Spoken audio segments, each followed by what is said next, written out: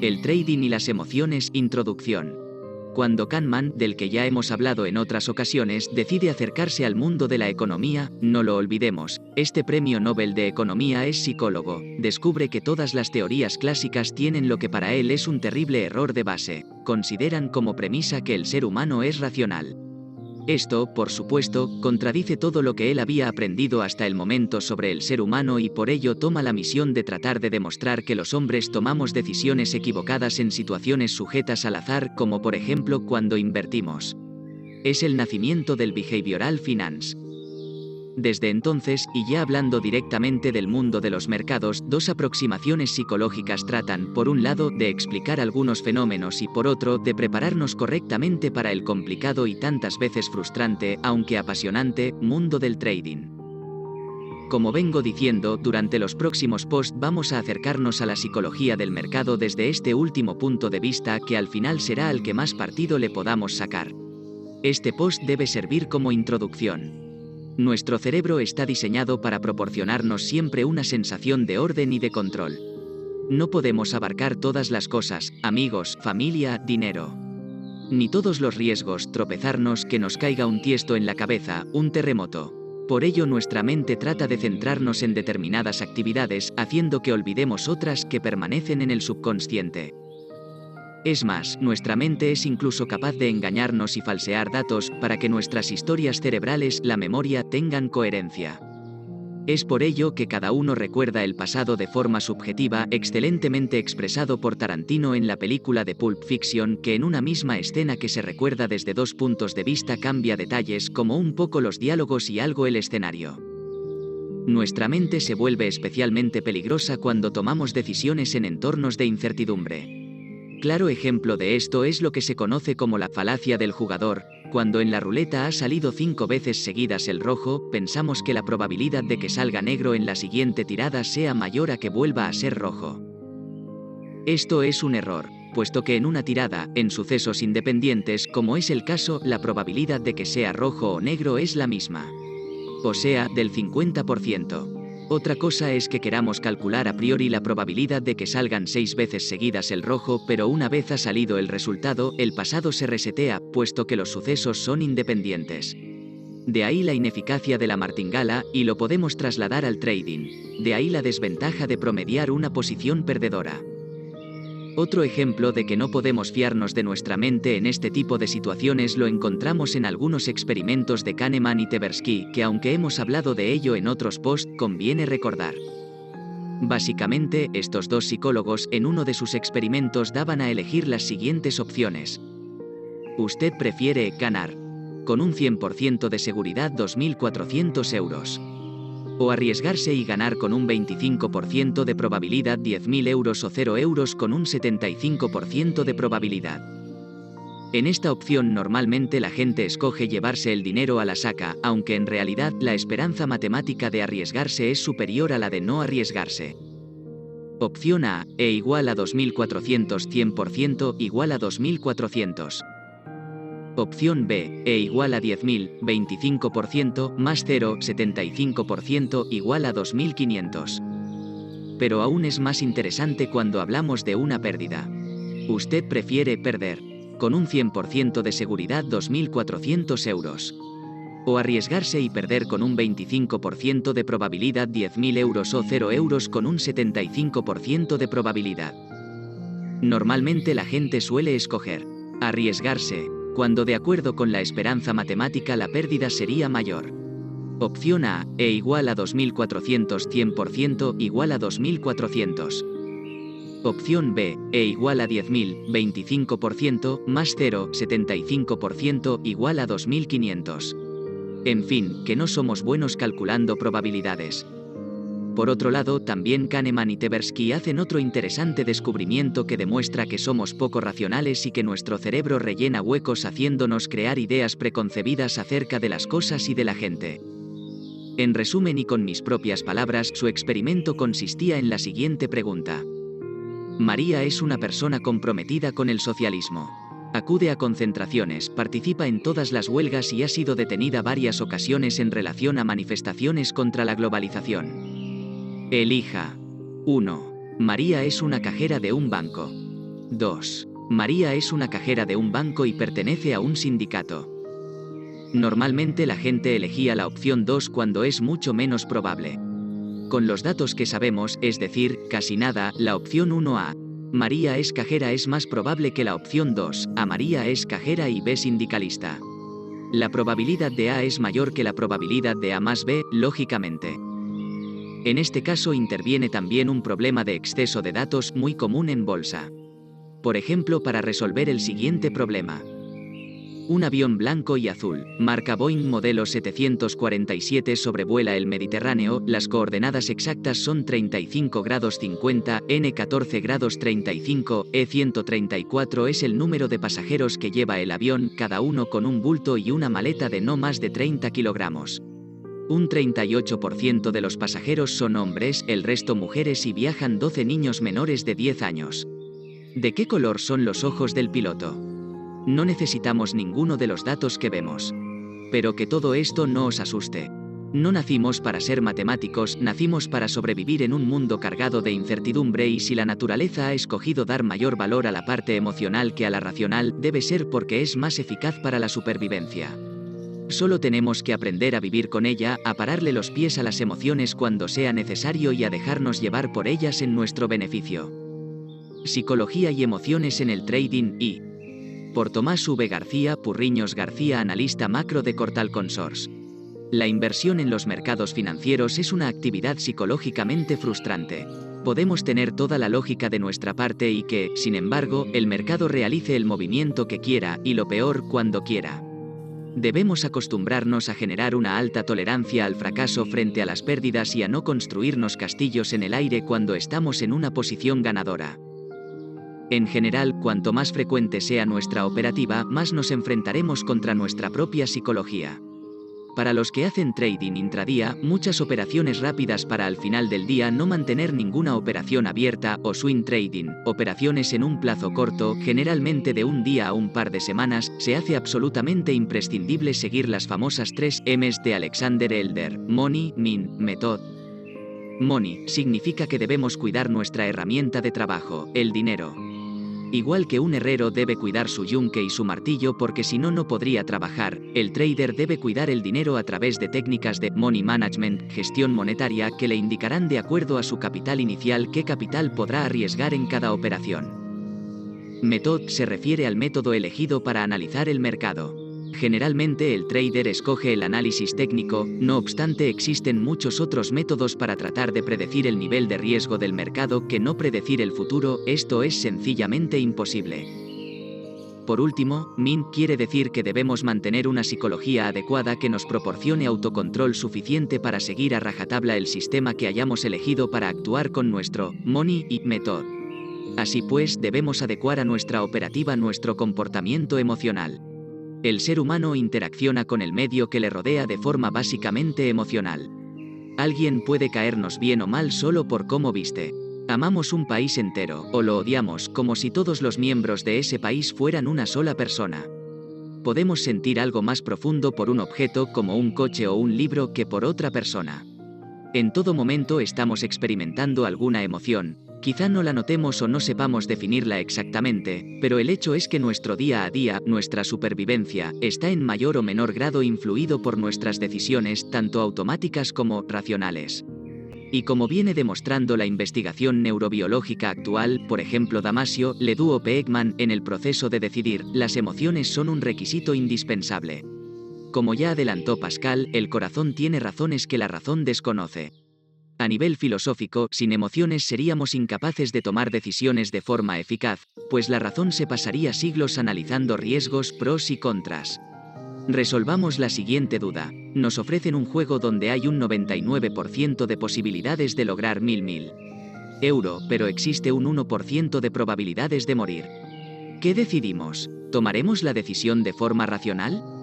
Toda decisión debe estar influida por una emoción, puesto que aunque la probabilidad esté de nuestra parte, muchas veces lo que podríamos perder hace que no nos compense arriesgarnos. Por ello, no se trata tanto de eliminar nuestras emociones para actuar como robots fríos y calculadores como de aprender a distinguir en qué estado emocional nos encontramos para conocer los errores que cometemos habitualmente y así poder poner todos los sentimientos de nuestra parte. Desde hace muchos años distintas ciencias se han preocupado de las emociones. Medicina, psicología, filosofía y algunas ciencias sociales se han encargado, cada uno desde su campo, de tratar de explicar por qué el comportamiento humano es emocional. Pero es especialmente durante los 2 últimos siglos cuando ha cambiado la forma de entender las emociones en el pensamiento social y han pasado de ser algo malo, que debía ser evitado y reprimido por la fuerza de la razón, a ser algo bueno, hasta el punto de dar nacimiento a nuevos conceptos como el de inteligencia emocional, frente al conocido cociente intelectual que mediría la racional. Si las emociones existen es porque, como ya apuntó Darwin, son útiles para la supervivencia. En palabras de A. Sloman, la necesidad de enfrentarnos a un mundo cambiante y parcialmente impredecible exige métodos que distraigan nuestra atención. Las emociones influyen en nuestro estado de atención, pero no para distraernos, sino para hacer más caso a aquello que nuestro organismo considera más importante para la supervivencia. Decía Buckmire que las emociones son como un mecanismo que nos informa de si lo que experimentamos es negativo o positivo, para así marcar pautas en nuestro cerebro para favorecer nuestra supervivencia. Con lo que no contaba este psicólogo es con que, como todo mecanismo perceptivo, las emociones nos pueden equivocar. Por ejemplo, siempre que me voy de vacaciones de verano al norte llueve. Incluso en el norte en verano hay más días de sol que de lluvia, sin embargo nuestra mente selecciona los recuerdos de acuerdo a las emociones, lo que crea la falsa sensación de que siempre tenemos esa mala suerte. Las emociones ayudan al cerebro a elegir qué recordar porque nuestra mente no está preparada para recordar el 100% de las cosas, por lo que nuestra memoria debe seleccionar qué recordar y qué no recordar, de acuerdo a lo que ella piensa que es más necesario para nuestra supervivencia. Las emociones son muy importantes en este tipo de procesos. Trasladado al mundo del trading, muchas veces los recuerdos sobre la operativa anterior pueden jugarnos malas pasadas si nos hacen afrontar el mercado con exceso o con falta de confianza. Con exceso de confianza cuando, por ejemplo, recordamos una operación ganadora. Con defecto cuando las que recordamos son las perdedoras. Los analistas que salen en medios de comunicación pueden jugar con esto, no tiene por qué ser conscientemente, porque es raro que nadie vaya apuntando exactamente todo lo que dicen. Sin embargo, cuando una analista dice, como ya dije la semana pasada, tal título ha subido. Si el oyente escuchó al comentarista la semana anterior, lo recordará y le dará más valor que a los otros 25 valores que también fueron recomendados pero que finalmente bajaron, pero que el analista, lógicamente, para no tirar piedras contra su tejado, no dirá que los falló. Ocurre también con analistas o con nosotros mismos cuando defendemos con pasión un lado del mercado. Imaginemos que tenemos una opinión de que el mercado va a subir con fuerza y lo defendemos a capa y espada, recomendando a todos nuestros conocidos que compren. El mercado, sin embargo, no para de caer, pero no queremos verlo y nos empeñamos, mejor ahora que está más barato. Cuando el mercado ha pasado de 12.000 puntos a 7.000, seguimos defendiendo el rebote. Entonces empieza a subir hasta los 10.800 puntos. Nosotros diremos, ¿lo ves cómo había que comprar? Y nuestros amigos, o miles de oyentes, recordarán nuestra afirmación y no los precios que dijimos y nos tratarán como a un gurú. Cuando en realidad nos habremos arruinado, pues lo que importa en el mercado no suele ser a dónde, sino cuándo y cuánto. El término emoción proviene del latín emotio, onis, y significa literalmente el impulso que induce a la acción. Las emociones son fenómenos muy complejos y probablemente podríamos encontrar una palabra diferente para expresar cada una de ellas que cada persona entendiera de manera diferente. Por ejemplo, la mayoría de los españoles entendemos la angustia como un estado de ansiedad cercano al miedo o la desesperación, pero para algunos habitantes de la región de Murcia tendrá un significado mucho más suavizado, ya que utilizan el término angus para referirse a una especie de mareo que provoca un nudo en el estómago y que puede llegar a la náusea. Las emociones son un fenómeno físico, en el sentido de que siempre van acompañadas de reacciones somáticas, cambios en la respiración, secreciones glandulares, cambios en la circulación, expresiones faciales, voz, actividad del sistema nervioso. Una vez generada la emoción, nuestro cuerpo se prepara para la acción de la forma más efectiva posible y no siempre nos damos cuenta de ello. Por otro lado, las emociones son fenómenos psicológicos porque cambian la jerarquía normal de respuestas de las personas. Estas respuestas tienen una vertiente social muy importante. Así, desde un punto de vista conductual y como señala acertadamente Levenson, las emociones establecerán nuestra posición respecto al medio que nos rodea, haciéndonos más afines a personas, animales, objetos, y menos a otros. Un hecho curioso es que siempre que tomamos una decisión, nuestra primera reacción es de abatimiento por haber desechado otras opciones. Sin embargo, nuestra mente rápidamente exagera las cualidades de la decisión que hemos tomado y menosprecia las demás opciones. Nos ayuda a autoconvencernos ver que otras personas también toman nuestra misma decisión. Extrapolado a la bolsa, creo que no es necesario un ejemplo. Todos nos sentiremos identificados con esto. Es lo que se llama en psicología, el remordimiento del comprador. Nuestra mente se vuelve especialmente peligrosa cuando tomamos decisiones en entornos de incertidumbre. Claro ejemplo de esto es lo que se conoce como la falacia del jugador. Cuando en la ruleta ha salido 5 veces seguidas el rojo, pensamos que la probabilidad de que salga negro en la siguiente tirada sea mayor a que vuelva a ser rojo. Esto es un error, puesto que en una tirada, en sucesos independientes, como es el caso, la probabilidad de que sea rojo o negro es la misma. O sea, del 50%. Otra cosa es que queramos calcular a priori la probabilidad de que salgan 6 veces seguidas el rojo, pero una vez ha salido el resultado, el pasado se resetea, puesto que los sucesos son independientes. De ahí la ineficacia de la martingala, y lo podemos trasladar al trading. De ahí la desventaja de promediar una posición perdedora. Otro ejemplo de que no podemos fiarnos de nuestra mente en este tipo de situaciones lo encontramos en Kahneman y Tversky, pioneros de la Behavioral Finance. Estos dos psicólogos en uno de sus experimentos daban a elegir las siguientes opciones. Usted prefiere A. Ganar 2.400 euros con un 100% de seguridad. B. Ganar 10.000 euros con un 25% de probabilidad o 0 euros con un 75% de probabilidad. En este juego la mayoría de la gente escoge llevarse el dinero a la saca, opción A, aunque en realidad la esperanza matemática de arriesgarse, opción B, es superior a la de no arriesgarse. A. Esperanza matemática igual a 2.400 euros x 100% igual a 2.400 euros. B. Esperanza matemática igual a 10.000 euros x 25% más 0 euros x 75% igual a 2.500 euros. Pero aún es más interesante cuando hablamos de una pérdida. Usted prefiere A. Perder 2.400 euros con un 100% de seguridad. B. Perder 10.000 euros con un 25% de probabilidad o 0 euros con un 75% de probabilidad. En este juego la gente suele escoger arriesgarse, opción B, cuando de acuerdo con la esperanza matemática, es decir, desde un punto de vista racional, la pérdida sería mayor. A. Esperanza matemática igual a 2.400 euros x 100% igual a 2.400 euros. B. Esperanza matemática igual a 10.000 euros x 25% más 0 euros x 75% igual a 2.500 euros. En fin, que no somos buenos calculando probabilidades.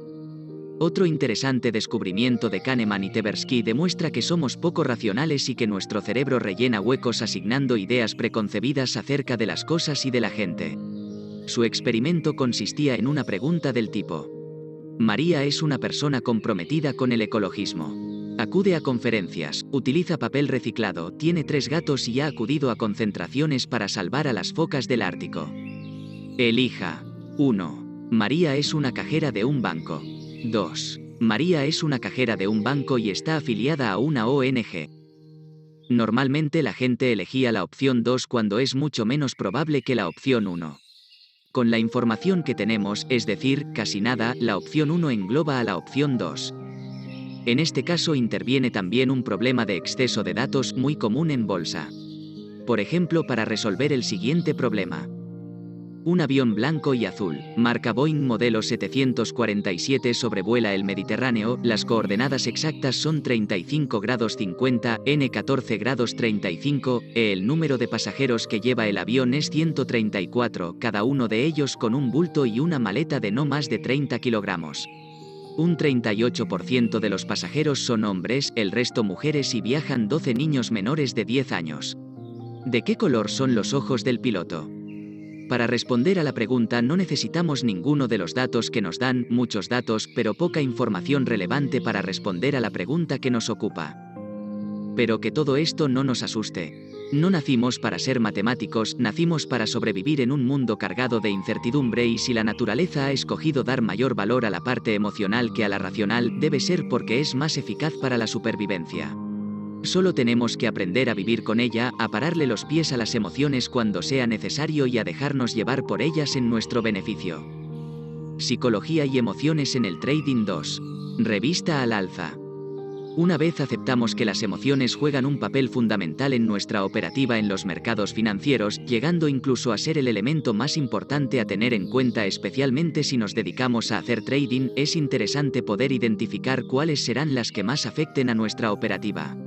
En este sentido, sin duda, las dos emociones principales, que no las únicas, son el miedo y el deseo de riqueza, la codicia. La codicia. Como ocurre con todas las emociones, podemos entender la codicia desde una perspectiva positiva y otra negativa. La negativa es quizá la más extendida. La codicia se ve como un deseo insaciable de riquezas. Desde este punto de vista, la codicia ha sido castigada por la sociedad. Así ocurre en los cuentos populares, como por ejemplo en el cuento de la lechera o en el de la gallina de los huevos de oro. También en las religiones, tanto las occidentales como por ejemplo el cristianismo, que la considera un pecado capital, como en las orientales. El budismo, por ejemplo, entiende la codicia como un error en la búsqueda de la felicidad. Sin embargo, la codicia puede ser algo positivo. Como describía cínicamente Gordon Gekko en la genial película Wall Street, la codicia es buena. La codicia funciona. La codicia expresa, absorbe y capta la esencia y el espíritu de la evolución. La codicia, en todas sus formas, codicia por la vida, el dinero, el amor, el conocimiento, ha constituido el auténtico avance del género humano. En este sentido, la codicia se entiende como ambición. En cualquier caso, buena o mala, la codicia es un deseo muy humano. Entendiéndola en su sentido más amplio, el hombre es codicioso por naturaleza. En los mercados financieros, la codicia es esa voz interior que, cuando vas a poner la orden de compra de 100 acciones, te dice: es una ganancia segura, compra 1000. La que te hace arriesgar más capital del que debes. El error es que operamos pensando en las ganancias, cuando lo inteligente es operar siempre pensando cuánto podemos perder. Frente a lo anterior, la codicia es también esa voz interior que te dice: aprende más, lee, sigue practicando, sé mejor. Una de esas dos voces necesita ser silenciada. Y solo existe una forma de hacerlo: nuestra operativa de trading debe estar planeada de antemano. Antes de realizar la compra o la venta del activo debemos saber cuánto y cuándo. Aunque suene extraño cuando hablamos de trading, esto es muchísimo más importante que el qué. Para ello debemos tener un sistema.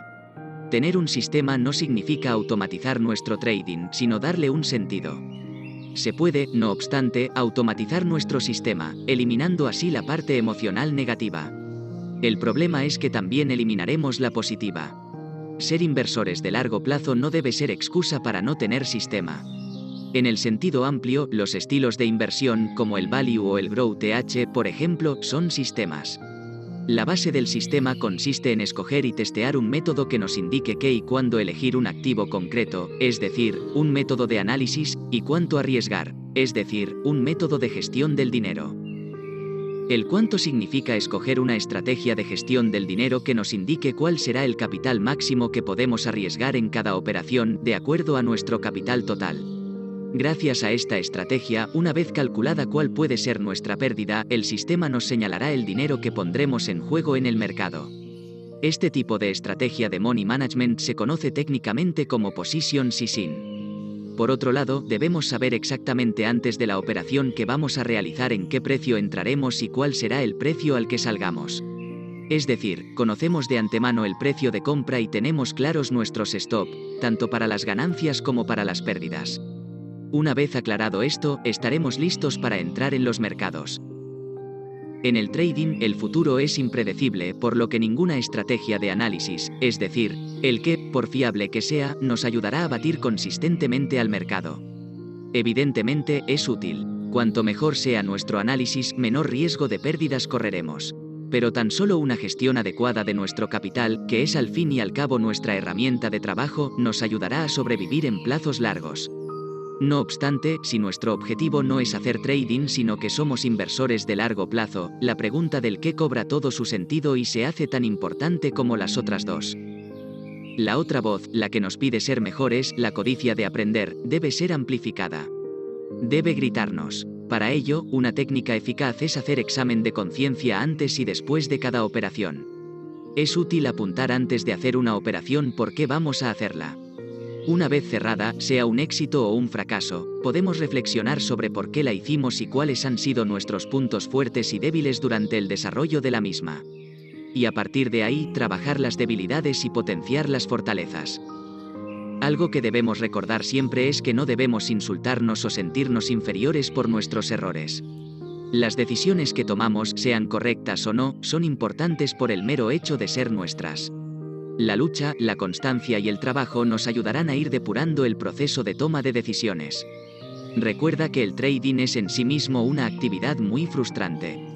Celebra tus éxitos con moderación, pero celébralos y aprende de tus fracasos. Otro error asociado con la codicia lo encontramos en los llamados buscadores de techos y suelos.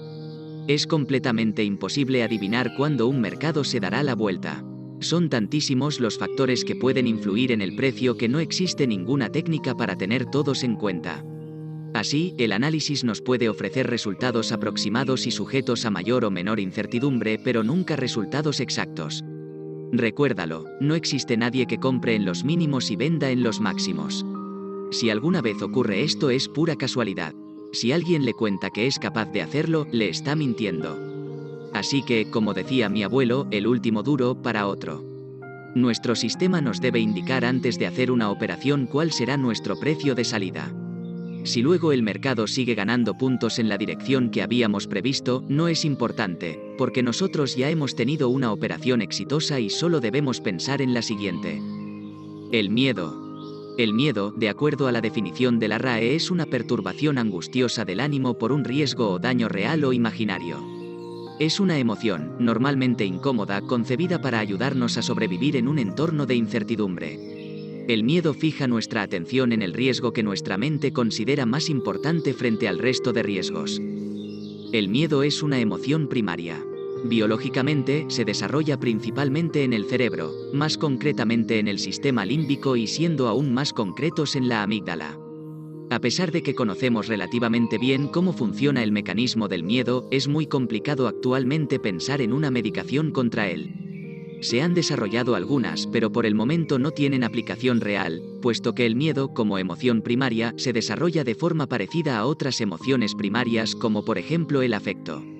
Un sociópata es una persona que no puede sentir afecto, pero tampoco miedo. Ambas emociones están de alguna manera conectadas y relacionadas con una lesión en la amígdala.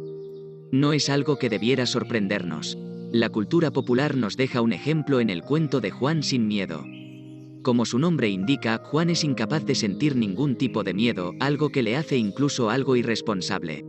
No obstante, una vez se enamora de la princesa al final del cuento, es decir, aprende a tener afecto, entonces se asusta por primera vez ante el miedo a perderla.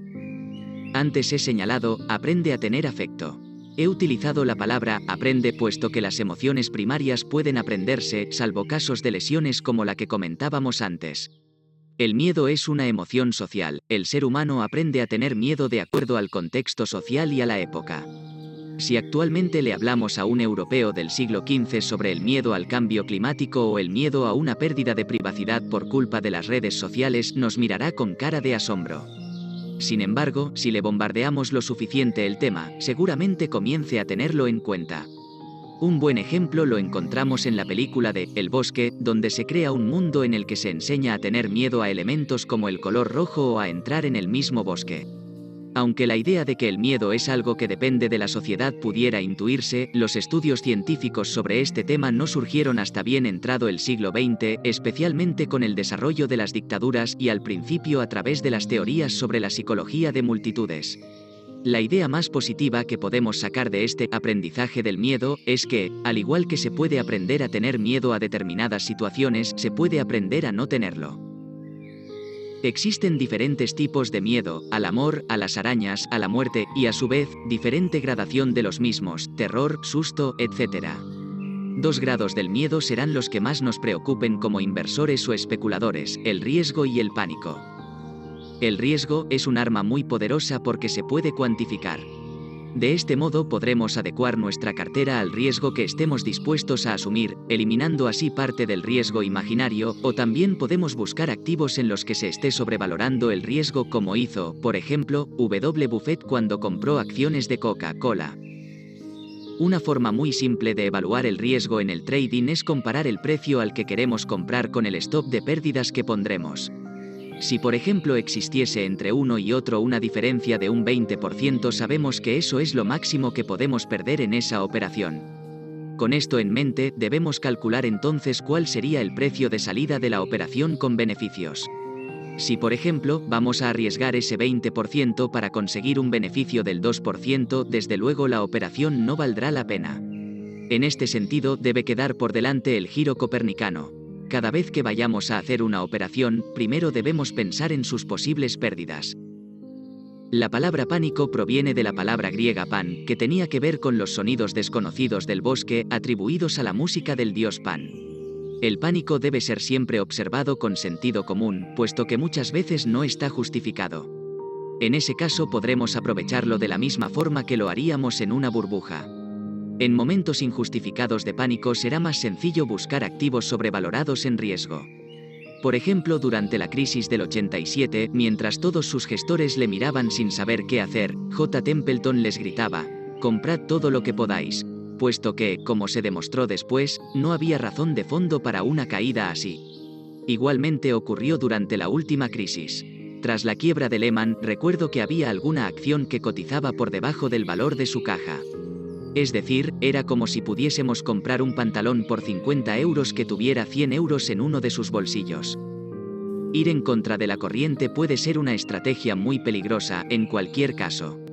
A veces el mercado tarda tanto en reconocer sus errores que nos quedamos por el camino.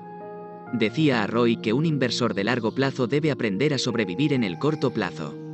Esto es mucho más cierto cuando trabajamos con productos derivados. Por ello también podemos elegir añadirnos al rebaño, aplicando por ejemplo técnicas de seguimiento de la tendencia. Siempre y cuando, claro está, sepamos dónde nos estamos metiendo y hasta cuándo. El pánico es tremendamente sencillo de vender. Recordemos el pánico provocado por Owells durante su lectura de La Guerra de los Mundos en la radio. Otro ejemplo lo encontramos en las noticias más leídas y comentadas en Internet durante los meses de marzo, abril y mayo de 2009, todas ellas con planteamientos bajistas y caóticos mientras el mercado no paraba de subir. A la hora de invertir, los errores más comunes a los que nos inducirá el miedo dependen del momento en que nos encontremos en la operación, antes de hacerla o después. Antes de la operación, principalmente tendremos dos miedos: a que se nos vaya un buen precio de entrada y miedo a perder dinero en la operación, porque recordamos, por ejemplo, antiguos fracasos. Ambos miedos pueden ser parcialmente cubiertos.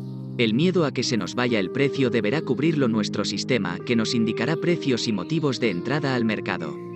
El miedo a perder dinero solo puede ser solucionado con una adecuada gestión del riesgo, gracias al cual siempre sabremos cuál es el máximo dinero que vamos a perder. Así podremos adecuar nuestro nivel máximo de miedo a nuestra pérdida máxima. Durante la operación, los errores más comunes provocados por el miedo son cerrar la posición antes de que llegue al stop o cortar las ganancias. Este miedo se conoce como el efecto disposición y afecta tanto a los particulares como a los profesionales. Estos errores serán solucionados parcialmente del mismo modo que los anteriores, con un sistema claro de entradas y salidas. No podemos dejar que sea el mercado quien elija, puesto que en ese caso correremos un alto riesgo de ruina. Otra forma de minimizar el efecto disposición es mediante la formación y diversificando la gama de productos que empleamos en el trading. Por último, debemos considerar el miedo a equivocarse. Insisto mucho en este tema, el trading es una actividad muy frustrante. Exige unos niveles de tolerancia al fracaso muy altos, superiores incluso a los de un vendedor a llamada fría. No todo el mundo lo puede asumir. Pensemos por ejemplo en un sistema que acierta un 10% de las veces, con una ganancia media de 1.000 euros y una pérdida media de 5 euros. Es decir, no para de equivocarse en el sentido de las operaciones, pero por la esperanza matemática del sistema es muy positiva. Es un sistema claramente ganador. Pero, ¿podríamos soportar psicológicamente equivocarnos en 9 de cada 10 operaciones? De esta respuesta dependerá nuestra elección del tipo de operativa que queremos tener. El orgullo. Psicología y emociones en el Trading 3. Hace unos años, en Suecia, se realizó un estudio entre conductores que habían experimentado accidentes graves de circulación. A los participantes se les preguntaba si se consideraban mejores o peores conductores que la media. La sorprendente respuesta fue que entre el 80% y el 90% de los encuestados se veían a sí mismos más hábiles y más seguros frente al volante que la mayoría de la gente, aun habiéndose demostrado que algunos de ellos fueron los culpables de los accidentes. Este experimento fue repetido con los mismos resultados entre estudiantes de Estados Unidos. En el mismo sentido, un estudio realizado por una compañía de seguros en 2009 sobre hábitos de conducción concluía que los españoles creemos ser, solo por detrás de los alemanes, los mejores conductores de Europa. Sin embargo, estos datos cambian si los que responden son los europeos. De hecho, de acuerdo a este estudio, los españoles son vistos entre los peores conductores. Cambiando conductores por inversores, en una encuesta realizada en 1997 entre 750 inversores, el 74% de ellos aseguraba que sus carteras podría batir constantemente al S&P 500 todos los años.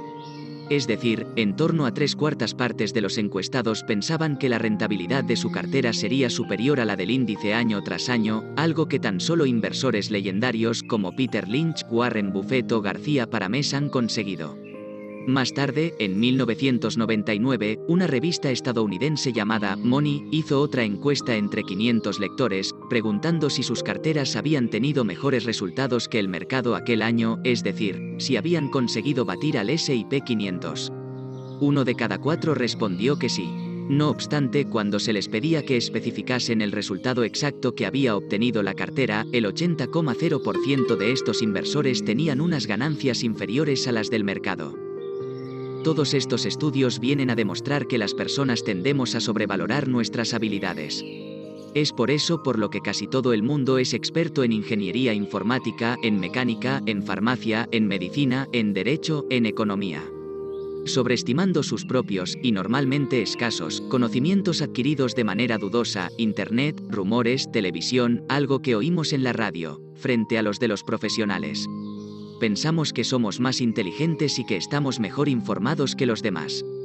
Llevándolo al ámbito de las inversiones, uno puede, por ejemplo, escuchar en la radio una idea de un analista o leer algo en el periódico y sentirse preparado para llevar a cabo una inversión con esa única información contra el resto del mercado, donde compiten gestores más informados y con mayores conocimientos profesionales. En general, la gente considera que sus habilidades predictivas son superiores a las de la media. Sin embargo, en un experimento realizado por el genial Daniel Kahneman se demostraba lo contrario. En el estudio se pedía a los participantes responder su mejor estimación del Dow Jones dentro de un mes. Así, debían escoger un valor del que estuvieran un 99% seguros, es decir, que estuvieran seguros pero no completamente que el índice se situaría por debajo del mismo. Luego, tenían que escoger el rango inferior del mismo modo. Siguiendo estas instrucciones, la probabilidad de que el Dow Jones se situara fuera del rango sería del 2%. Sin embargo, las sorpresas se produjeron casi un 20% de las veces. Esto es lo que provoca el exceso de confianza. Inversores que están más seguros de lo que deberían, un 98%, cuando debería estarlo en un 80%. Este experimento demuestra que la gente suele valorar más sus predicciones de lo que está justificado por la lógica. En el año 2000, R. Clark y M. Stadman llegaron al mismo resultado con un experimento parecido. En este caso, los investigadores planteaban la pregunta del siguiente modo: el índice Dow Jones Average es un índice ponderado por precio que no incluye reinversión de dividendo.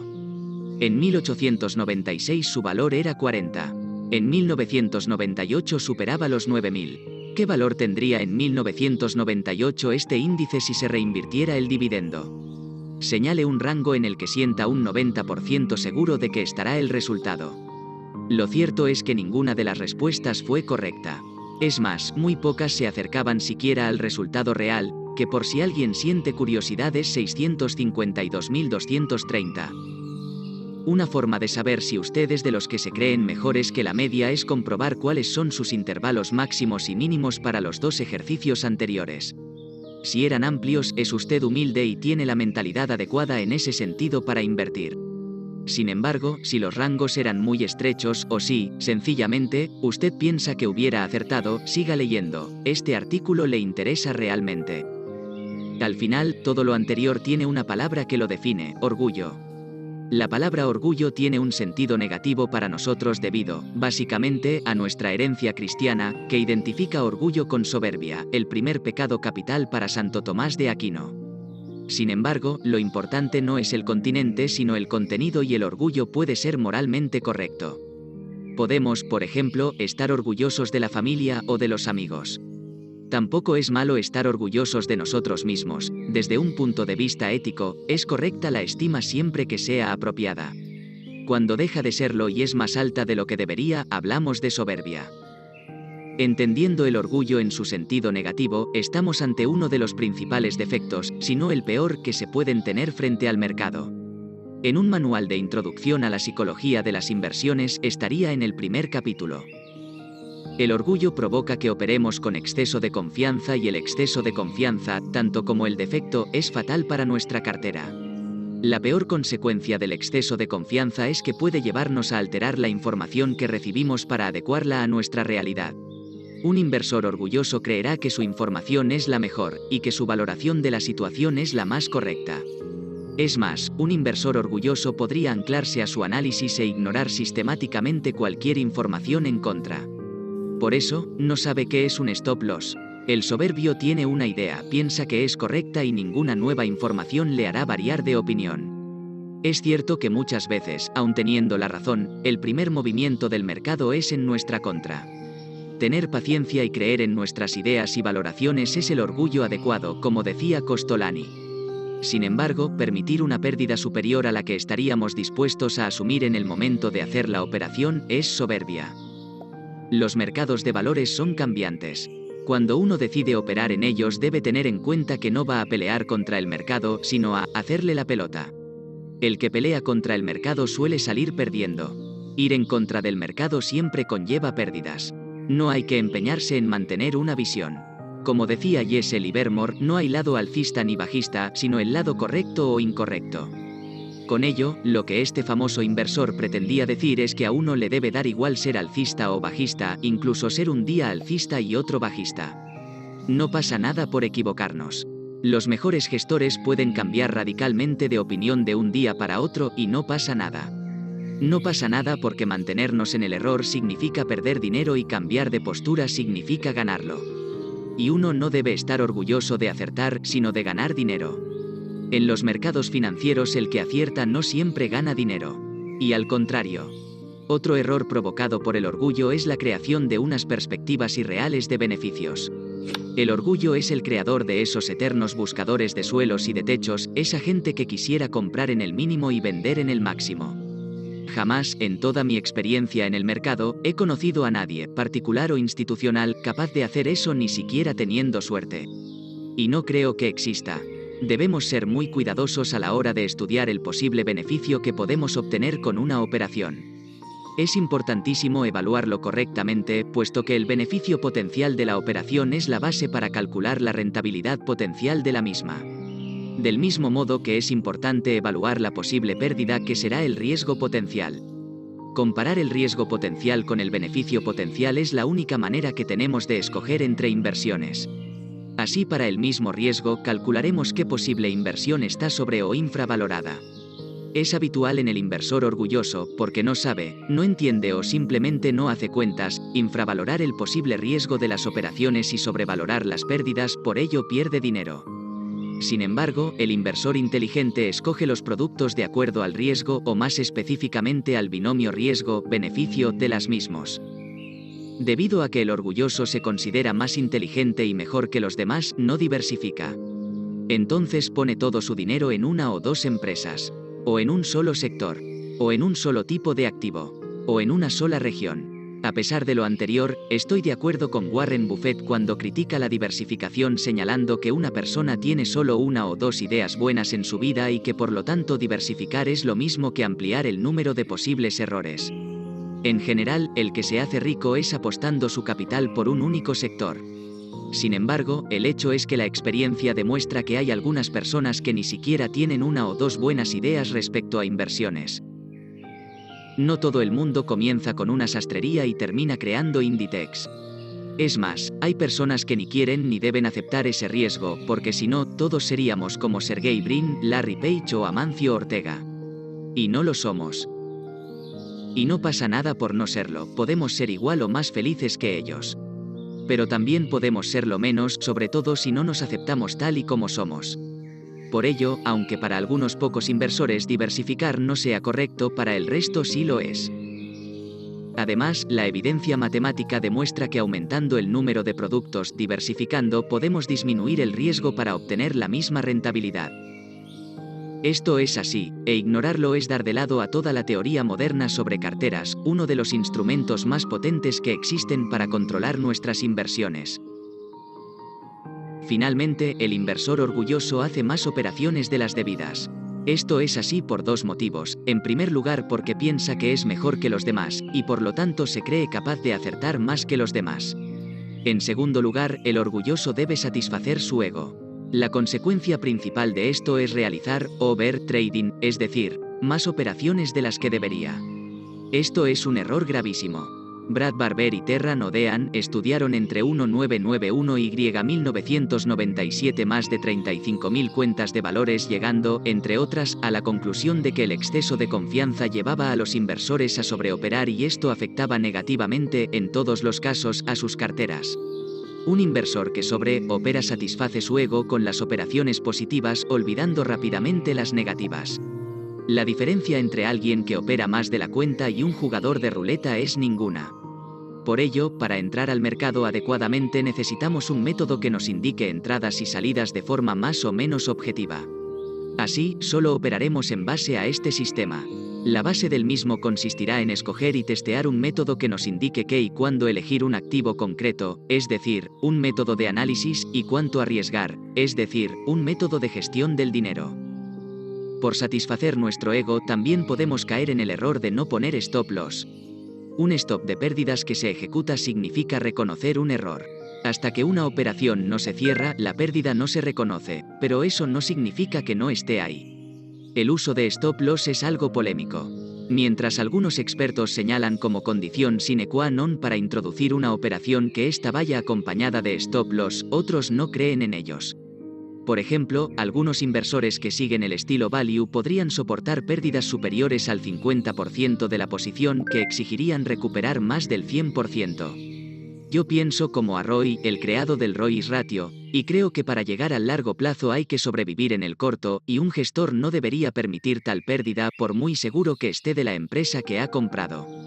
Así, un inversor debería conocer siempre cuál es la pérdida máxima que está dispuesto a aceptar en una operación. Como hemos comentado antes, esta es la forma más sencilla de valorar el riesgo de la misma. Si dejamos que el valor caiga por debajo de esta pérdida máxima, entonces habremos valorado mal el riesgo y por lo tanto la operación, y pondremos todo el conjunto de nuestra cartera en peligro. La única razón para no ejecutar el stop debería ser una nueva y objetiva, teniendo en cuenta todas las emociones que nos invaden en el momento de tomar esa decisión: valoración del binomio riesgo-beneficio. El deseo de satisfacer nuestro ego provoca la llamada trampa de la autocomplacencia. Esta nos induce a proclamar los éxitos a nuestras habilidades y a descargar los fracasos en los demás o en circunstancias desgraciadas. Es lo que hace que el contrario de «he aprobado» sea «me han suspendido». En vez de reconocer nuestros errores y aprender de ellos, descargamos nuestra propia responsabilidad en circunstancias independientes de nosotros, como los demás o la mala suerte. Sin embargo, si nos ocurre algo bueno, aunque no haya sido causa nuestra, atribuimos el éxito a nuestra propia capacidad. La autocomplacencia se ve favorecida por el deseo de alimentar a nuestra propia autoestima. No todo el mundo está expuesto a esta trampa del mismo modo. Hay personas que se valoran de forma más realista. Entre ellas están aquellos que padecen de depresión clínica, que son más sinceros consigo mismos, hasta el punto de tener efectos negativos sobre su salud. En cualquier caso, la evidencia empírica demuestra que tenemos mucha tendencia a caer en la trampa de la autocomplacencia. No obstante, la satisfacción de nuestro ego tiene también efectos positivos, es decir, favorables desde un punto de vista evolutivo. El optimismo es consecuencia de una visión positiva de la vida, relacionado con estados altos de autoestima. Existen estudios que muestran cómo las personas optimistas y que se autovaloran positivamente, en comparación con los pesimistas, tienen mayor suerte, aunque parezca increíble. Así es, una vida más larga, mayor probabilidad de sobrevivir a un tumor. De hecho, el pesimismo, junto al tabaquismo o el sobrepeso, ha llegado a ser considerado como factor de riesgo para las enfermedades cardiovasculares. No obstante, la autocomplacencia tiene sus riesgos. Uno de los más curiosos, sin duda, es que puede llevar a autolimitarnos. Tenemos tanto miedo al fracaso que a veces ponemos en práctica estrategias de descargo de responsabilidad.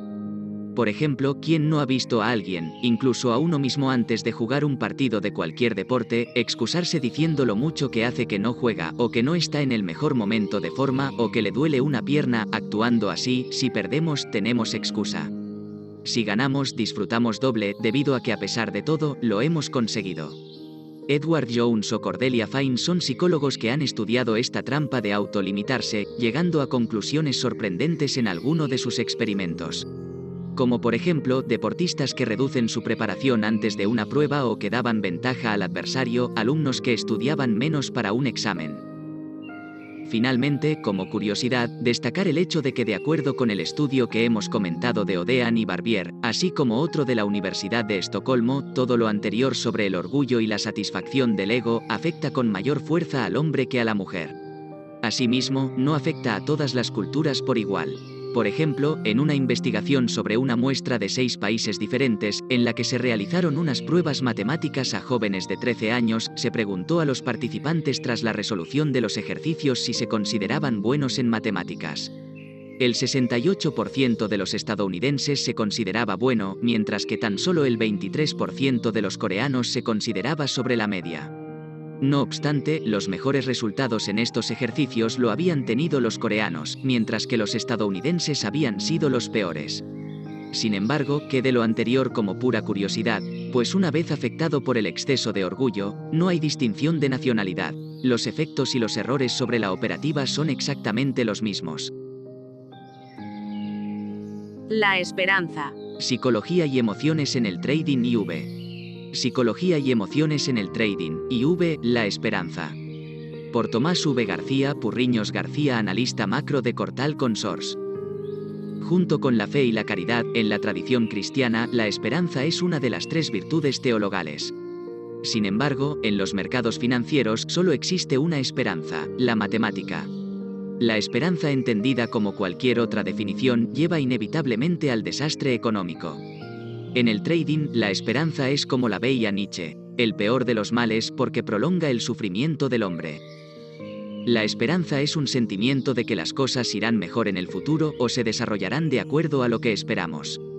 Cuando hablamos de trading, la esperanza funciona como una máquina del tiempo para los operadores, convierte las inversiones de corto plazo en inversiones de largo plazo. Un ejemplo de lo anterior es el de aquella persona que, tras ver el gráfico intradiario y comprobar una señal técnica, compra unas acciones de un banco, por ejemplo, para tratar de venderlas unas horas después. Sin embargo, las acciones comienzan a caer justo después de comprarlas. El operador, esperanzado, se dice a sí mismo, bueno, esperaré al cierre y las venderé entonces. Pero al cierre, las acciones continúan bajando. No pasa nada, piensa el inversor, el movimiento que espero se desarrollará durante la semana. Pero esa semana, la acción continúa en su contra. Entonces piensa, bueno, si es que el trading es una lotería. En realidad, es un buen banco, con buenos dividendos, me lo quedaré durante unos meses. Pero esos meses, la acción sigue en su contra. Bueno, se dice si total la bolsa a largo plazo siempre sube, me las quedo para mis nietos. Así, la esperanza ha hecho que la mente del trader viaje en el tiempo, desde el plazo de unas horas hasta el largo plazo, bloqueando un dinero y evitando que aprovechéis otras oportunidades. Sin embargo, fuera de los mercados financieros, la esperanza es esencial. Sin esperanza, la mayoría de las cosas no tendrían sentido. La esperanza es necesaria para la felicidad. En un conocido experimento, algo cruel, por otro lado, que el científico R. Bills realizó con ratas de campo, se arrojaba a uno de estos animales a un recipiente lleno de agua con paredes lisas que le impidieran escapar. En estas condiciones, las ratas fallecían en unos 15 minutos a causa del estrés al no existir salida a su situación. Sin embargo, si al cabo de unos minutos, se le facilitaba a la rata una tablilla por donde pudiera escapar, cuando al animal se le volvía a introducir en el recipiente era capaz de nadar durante más de 80 horas seguidas con la esperanza de que volviera la tablilla.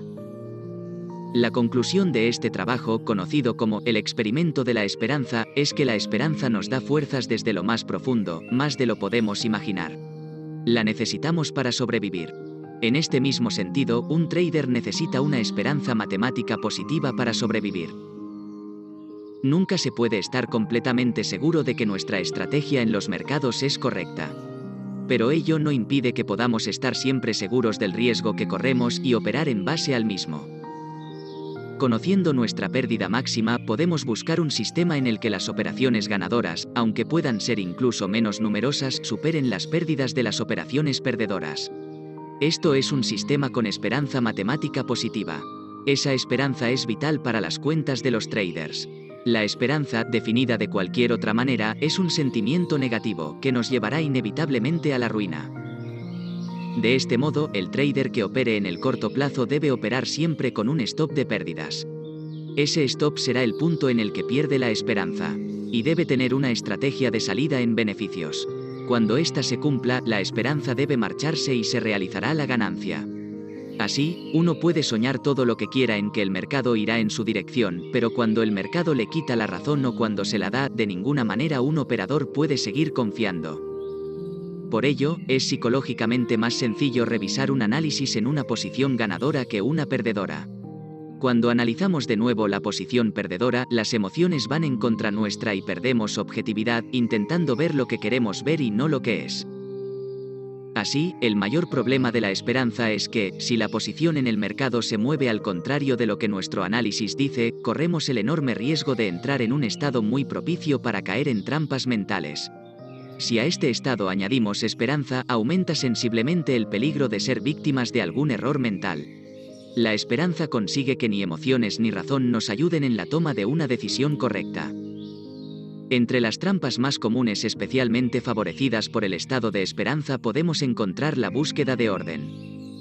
Imaginemos el siguiente juego: nos van a dar el resultado de lanzar 4 monedas no sesgadas. Nos enseñarán diferentes resultados, pero solo uno es el real, los demás son inventados por una persona. Nos proponen averiguar cuál es el dato real. El primer resultado que nos muestran es más. No nos convence, no parece muy casual que salgan 4 cruces seguidas. Pedimos el siguiente, es CCCC, por la misma razón lo desechamos. El siguiente es más CC, que tampoco parece muy casual, así como su gemelo CC++.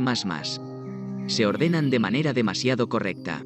Las siguientes secuencias son C++C, más CC+, y C+C+, más C+C, también muy regulares. En las 2 primeras demasiada simetría. En las 2 segundas demasiada alternancia. Nos proponen más CCC, luego C++, más C y CCC+. Pero seguimos viendo orden. Primero una cara o una cruz suelta y luego 3 repetidas. No parecen resultados casuales. Después C más CC, CC más C, más C más C más. Pensándolo bien, incluso estas secuencias tienen un orden, o solo hay una cara o solo una cruz. Sigue sin parecer casual. No nos decidimos y sin embargo se nos han presentado todos los resultados posibles del lanzamiento de 4 monedas. Con este sencillo experimento, inteligentemente ideado por M. Motterlini, podemos explicar con facilidad una de las trampas más peligrosas por común en la que solemos caer: la búsqueda de orden. Lincoln fue elegido presidente de Estados Unidos en 1860, su asesino nació en 1839 y su sucesor en la presidencia se llamaba Johnson. Kennedy fue elegido en 1960. Su asesino nació en 1939 y su sucesor en la presidencia también se llamaba Johnson. El Johnson de Lincoln nació en 1809. El de Kennedy en 1908. Las tendencias y las casualidades, en estadística, son comunes y ocurren con cierta frecuencia. En el caso de la falacia del jugador, si han salido 7 rojos en la ruleta seguidos, ¿cuál es la probabilidad de que el resultado sea rojo en la siguiente tirada? La mayoría de la gente cree que la probabilidad es inferior, cuando en realidad es la misma. ¿Existe acaso una secuencia numérica en algún libro sagrado que nos diga el sentido de la vida, el universo y todo lo demás? Aunque los que hayamos leído La guía del autoestopista galáctico, sabemos que la respuesta a esa pregunta es 42. La verdad es que no creo que exista, pero estoy seguro de que si nos ponemos a buscarla con suficiente intensidad, la podríamos encontrar incluso en un libro de cocina de Carlos Arguiñano. El ser humano está abrumado por la enorme cantidad de datos que recibe continuamente y necesita buscar un orden en ellos. Porque el orden es sencillo, ayuda a reducir el gasto de recursos, es menos costoso. El orden es simple. Sin embargo, por su culpa tenemos una fuerte tendencia a caer en lecturas místicas de la realidad. Esta trampa del orden se relaciona con otra muy interesante, la trampa de la correlación. Todos sabemos que existe una correlación entre fumar y el cáncer de pulmón, pero ¿sabíais que existe también una fuerte correlación entre los grandes consumidores de café y el cáncer de pulmón? ¿Influía en algo que el pulpo Paul escogiera entre una u otra caja de mejillones en los partidos de fútbol? Si hacemos un estudio encontraremos una fuerte correlación entre lo que diga el pulpo y lo que luego ocurría efectivamente en el campo. Sin embargo, correlación no significa, de ninguna manera, causalidad. Puede haber relación de causa, efecto y correlación, o no. Una alta correlación sin causalidad puede deberse a la intervención de una tercera variable en la que no habíamos caído, por ejemplo en el caso del café y el cáncer de pulmón, el hecho de que muchos grandes fumadores son también grandes consumidores de café. También puede deberse al efecto de pequeños números. Si el pulpo Paul hubiera analizado 1 millón de partidos, acertaría en torno al 50% de ellos. Por ello es importante no sacar conclusiones precipitadas, como por ejemplo, los consumidores de heroína normalmente han consumido antes marihuana, así que la mayoría de consumidores de marihuana terminarán en la heroína. Creamos correlaciones falsas y planteamos nuestra vida en base a ellas, como por ejemplo, cuando llevo mis pantalones mágicos gana mi equipo, organizando nuestra forma de actuar de acuerdo a la historia del pavo inductista de B. Russell. Esto no es malo, es útil y eficaz. Pero el problema es que después no hacemos caso de las correlaciones que existen de verdad. No pondré como ejemplo el tabaco, seguimos fumando aunque sabemos que moriremos por ello, porque al fin y al cabo es una droga y tiene una psicología diferente, pero sí podemos poner como ejemplo los que lanzan el cigarrillo por la autovía, conociendo el alto riesgo de incendio, o lo que hablan por el móvil en el coche, sabiendo que existe un alto riesgo de accidente. En los mercados ocurre lo mismo. Buscamos correlaciones imposibles, fundamentadas en datos ordenados de forma equivocada o en opiniones claramente equivocadas, pero después ignoramos evidentes de entrada y de salida en el mercado o signos claros de cambio de tendencia. En otro orden de cosas, la esperanza puede también conducirnos a una creencia errónea en la suerte y quizá pensar en dejar las cosas a su merced. El hecho es que el hombre, desde que es hombre, cree que la suerte existe. De este modo, asocia objetos, situaciones, rituales y hechos fortuitos a la percepción de una mayor o menor suerte. Por ejemplo, el amarillo significa mala suerte, las herraduras buena, romper un espejo mala, tocar con la cabeza una estatua buena. Pero matemáticamente la suerte no existe. Las matemáticas no entienden de suerte sino de probabilidades. Si invertimos en un valor al azar, la probabilidad de ganar o perder no estará en función de nuestra suerte, sino de una probabilidad que estará condicionada por la suma de un enorme número de factores, muchos de ellos, a veces todos, fuera del alcance de cualquier predicción. Sin embargo, a pesar de todo lo anterior, desde un punto de vista humano, la suerte sí que existe. Vaya que sí existe. Que te toque o no la lotería podrá ser un hecho aleatorio, pero al que le toca que le pregunten si tiene o no buena suerte. Por ello, psicólogos como por ejemplo Freud, pensaban que la suerte dependía exclusivamente de la actitud de la persona ante sucesos aleatorios. Pero será el psicólogo especializado en rarología, R. Wiseman, el que haya aportado los datos más reveladores sobre el tema. Para preparar sus experimentos, Wiseman decidió formar un gran grupo de personas dividiéndolos en dos subgrupos, los que decían tener suerte y los que decían no tenerla. En su primer experimento probó con jugadores de lotería para ver si los que aseguraban tener suerte conseguían algún tipo de resultado especial.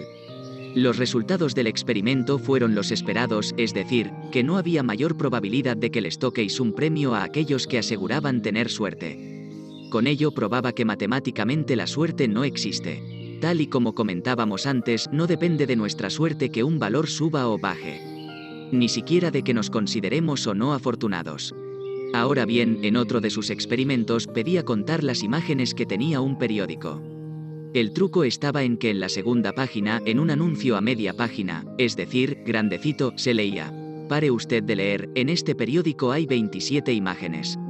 Los resultados del experimento son sencillamente geniales. La gran mayoría de las personas que decían tener suerte tardaban en resolver la pregunta unos segundos. Hasta aquí normal. Sin embargo, la gran mayoría de aquellos que decían tener mala suerte tardaban varios minutos en dar el resultado. Pero hay más. Otro experimento consistía en plantear el siguiente caso. Les hacía imaginar que trabajaban en un banco y un atracador les disparaba en una mano, dejándosela inútil. La pregunta era: ¿creían tener buena o mala suerte? Los que decían tener mala suerte, por supuesto, decían que era malísima suerte perder una mano. Los que decían tener buena suerte, en cambio, aseguraban que era muy buena suerte no haber perdido la vida. Es decir, la suerte es una cuestión de actitud. Es cierto lo dicho en la Eneida: la suerte es para los osados. Aquellos que están más abiertos a nuevas experiencias y a conocer gente nueva y nuevos lugares tienen obviamente una mayor probabilidad de estar en el sitio adecuado en el momento adecuado. Cuando entramos en el mundo de las inversiones, lo mejor es no dejar nada a la suerte y dejarlo todo a las matemáticas. Lo anterior no significa no hacer todo lo posible por poner las matemáticas de nuestra parte. Tendremos muchas posibilidades de tener más suerte si entramos al mercado con un plan de trading que nos ayude a averiguar el riesgo del mercado y que ponga puntos claros de salida a nuestra estrategia, tanto cuando es errónea como cuando es acertada. Análisis del riesgo, no del futuro. Predecir el futuro es imposible. Y money management. Como hemos comentado muchas veces, el trading es una actividad muy frustrante. Por ello, exige de nosotros una actitud muy positiva. Pero positiva no debe significar falta de realismo, sino basada en hechos y lo más objetiva posible. Todo lo demás es un cuento de la lechera, en un mundo que no admite quedarse parado contando las ganancias del futuro.